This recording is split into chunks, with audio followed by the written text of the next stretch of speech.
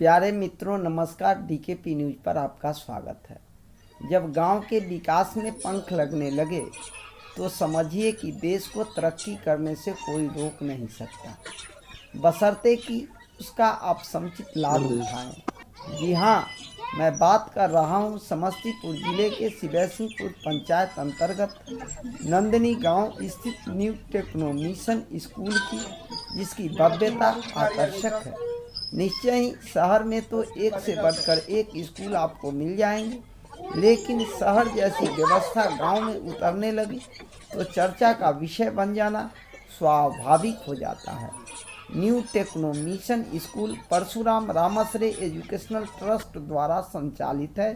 यह विद्यालय 2020 में ही बनकर तैयार हो गया था, लेकिन विश्व कोरोना जैसी भयावह बीमारी की चपेट में आ गया था, जिस वजह से 2020 में इसका संचालन शुरू नहीं हो सका।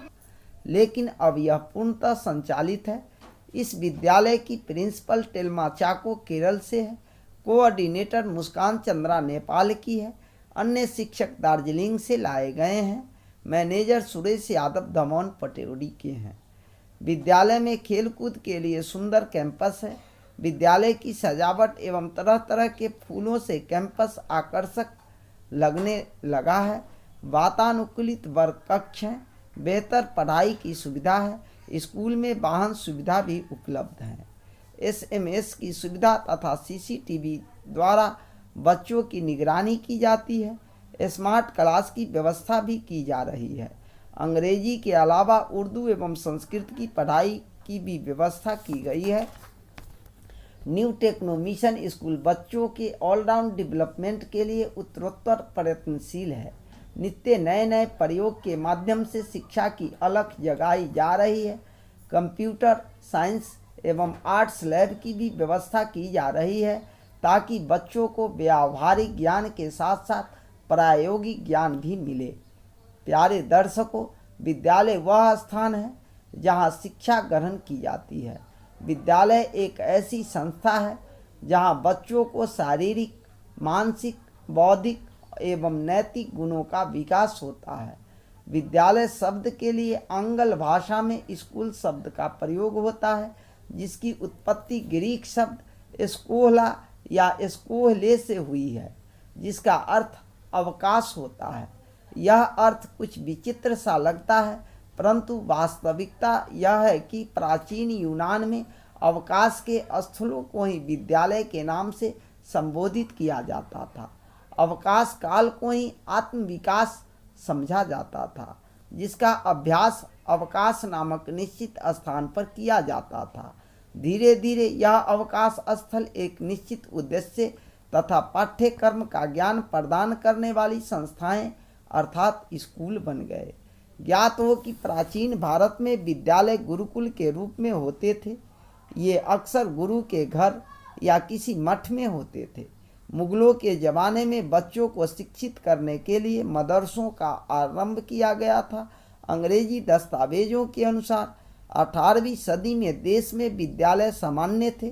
पूरे देश में मंदिर, मस्जिद और गांव में एक विद्यालय का होना सामान्य था। इनमें पढ़ना लिखना, धर्मशास्त्र, कानून, खगोल अर्थात एस्ट्रोनॉमी, आचार विचार, जीव, चिकित्सा विज्ञान और धर्म के बारे में सिखाया जाता था। ब्रिटिश काल में इंग्लैंड, अमेरिका और भिन्न भिन्न देशों से क्रिश्चियन मिशनरियों ने मिशनरी और आवासीय विद्यालय खोले थे। जैसे जैसे ये प्रसिद्ध हुए तो कुछ विद्यालय खोले गए और कुछ विद्यालयों को सम्मान मिला। आज ज़्यादातर विद्यालयों में पढ़ाई लिखाई के दौरान अनुशासन और पाठ्यक्रमों में अंग्रेजी नियमों का पालन किया जाता है। उसी में से एक विद्यालय है न्यू टेक्नो मिशन स्कूल। आज भारत में कई शिक्षा बोर्ड हैं। उदाहरण स्वरूप central board of secondary education, केंद्रीय माध्यमिक शिक्षा बोर्ड जिसे सीबीएसई कहा जाता है, Indian certificate of secondary education जिसे आईसीएसई के नाम से जानते हैं, एवं अन्य स्टेट एवं राज्य के बोर्ड आदि। आजकल सामान्य रूप से भाषा, गणित, विज्ञान, भौतिकी, रसायन, जीव विज्ञान, भूगोल, इतिहास, सामान्य ज्ञान, कंप्यूटर विज्ञान सिखाए जाते हैं। इसके अलावा स्कूलों में खेलकूद, गाना, चित्रकारी एवं नाटक भी होते हैं। ज्ञात हो कि new techno mission school Nandini में CBSE बोर्ड को फॉलो किया जाता है। यहाँ सह शिक्षा की व्यवस्था है। बच्चों को आवासीय सुविधा मिले, इसकी भी तैयारी चल रही है। आज देश को जरूरत है वैचारिक क्रांति एवं जीवन मूल्यों को बदलने वाली बेहतरीन शिक्षा की, क्योंकि विचार की खूबी है कि वह आवरण को हटाकर सत्य से साक्षात्कार करा देता है। सेवा की आड़ में शोषण, अहिंसा की आड़ में हिंसा और संस्कृति के आवरण में छिपी अपसंस्कृति को विचार उघाड़ देता है। वर्तमान सरकारी शिक्षण संस्थान पूर्णतः चौपट है। ऐसी स्थिति में प्राइवेट विद्यालयों का विकल्प के रूप में उभरना स्वाभाविक भी है। ध्यातव्य है कि यदि शैक्षिक व्यवस्था ठीक हो जाए तो सारी समस्याएं स्वतः समाप्त हो जाएगी। तब एक स्वस्थ समाज बनेगा और लोगों का जीवन खुशहाल, क्योंकि विद्यालय ही वह फैक्ट्री है जहां से छात्र छात्राएं हर एक क्षेत्र में जाते हैं। यदि उनकी शिक्षा अच्छे वातावरण एवं अच्छे संस्कार के साथ किया जाए तो उनमें बुराई आ जाए, इसकी संभावना कम रहती है। विद्यालय का प्रयास होना चाहिए कि एक भी छात्र छात्रा बेकार एवं बेरोजगार न हो। शैक्षिक माहौल, शिक्षा पद्धति, शैक्षणिक व्यवस्था इतनी चुस्त दुरुस्त होनी चाहिए ताकि मनुष्य के भीतर छिपे उनके व्यक्तित्व प्रकट हो जाए। विद्यालय का उद्देश्य होना चाहिए संगीत, चित्र, मूर्ति, क्राफ्ट तथा तरह तरह के खेल आदि के द्वारा धीरे धीरे उन्हें भाषण, गणित, विज्ञान, समाज विज्ञान, भाषा आदि की शिक्षा दी जाए। देश की सर्वोत्तम प्रतिभाओं को विद्यालय पेशे में लगाया जाए। छात्रावास में बच्चों को माँ का वात्सल्य प्रेम मिले। विद्यार्थियों के अंदर छिपे प्रतिभाओं को विकसित करने के लिए मनोवैज्ञानिकों, कलाकारों और दक्ष शिक्षकों को लगाना चाहिए। शिक्षण शैली का मूलाधार छात्रों के भीतर जिज्ञासा पैदा करना होना चाहिए। विशेषज्ञ की कुशलता इसी में होगी कि उन्होंने छात्रों के भीतर विषय के प्रति कितनी प्यास पैदा कर दी।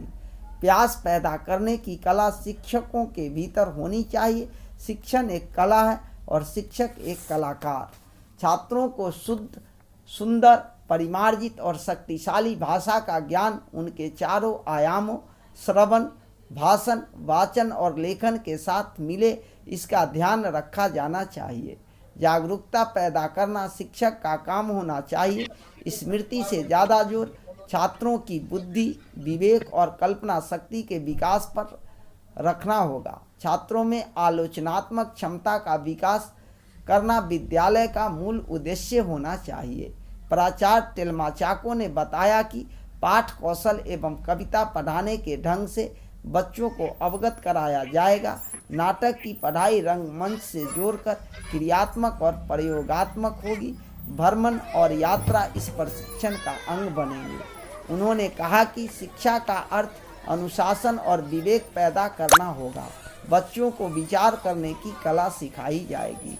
विद्यालय के लिए सबसे चुनौतीपूर्ण कार्य होगा कि उसकी पैनी दृष्टि प्रत्येक बच्चा पर बनी रहे, ताकि उसका एक भी बच्चा बेकार एवं बेरोजगार न हो। विद्यालय की यह कोशिश होनी चाहिए कि उसका एक एक छात्र मेधावी, दक्ष, संवेदित, कर्तव्यनिष्ठ, सत्यनिष्ठ, व्यवहार कुशल, चरित्रवान एवं बेहतर इंसान बनकर निकले, ताकि वह देश का दर्पण भी बने और दीपक भी। आज के लिए इतना ही। तब तक के लिए सुमन को दीजिए इजाज़त। फिर किसी और वीडियो में मिलेंगे किसी खास विषय को लेकर। इस चैनल को सब्सक्राइब एवं इसके वीडियो को शेयर करना नहीं भूलेंगे। जय हिंद, जय भारत, जय DKP न्यूज।